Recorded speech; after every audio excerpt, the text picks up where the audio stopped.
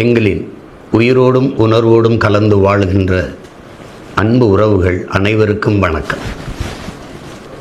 21ஆம் தேதி திருச்சியில் நடந்த மாநாட்டில் பேரெழுச்சியாக எமது இன சொந்தங்கள் கூடியிருந்தீர்கள். இது நம் இனத்தின் திருவிழா.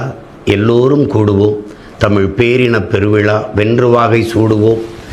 குடும்பம் குடும்பமாய் கூடுவோம். கொடிய அரசியலை மூடுவோம் என்று உங்கள் பிள்ளைகள் அழைத்த அந்த அன்பு அழைப்பை ஏற்று உலகெங்கும் இருக்கிற பல்வேறு நாடுகளிலிருந்து எனது அன்பு சொந்தங்கள் அந்த மாநாட்டிற்கு வந்து பங்கேற்றீர்கள்.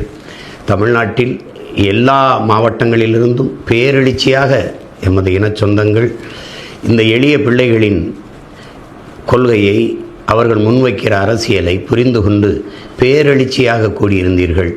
இது தமிழரின வரலாற்றில் பெரும் மாறுதல், பெரும் ஒரு மாபெரும் புரட்சி.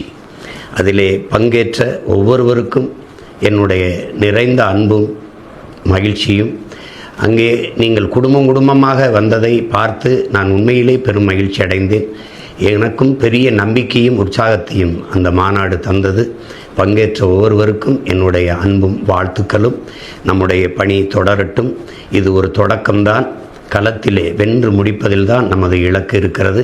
எல்லோரும் ஈடுபாட்டோடு அரும்பாடு ஆற்றி நாம் வெற்றியை தொடுவோம். எல்லா வேதனைக்கும் ஒரே ஒரு மருந்து தான் இருக்கிறது, அது சாதனை. அந்த சாதனை தான் வெற்றி. எப்படி பார்த்தாலும் வெற்றிக்கு ஒரே வழிதான் இருக்கிறது, கடுமையான உழைப்பு.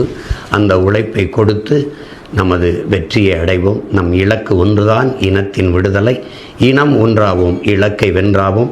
புரட்சி எப்போதும் வெல்லும், நம் வெற்றி அதை சொல்லும். தமிழ்தாய் வாழ்க, தலைவர் பிரபாகரன் வாழ்க. எல்லோருக்கும் என்னுடைய அன்பும் வணக்கமும் நன்றியும். நாம் தமிழர்.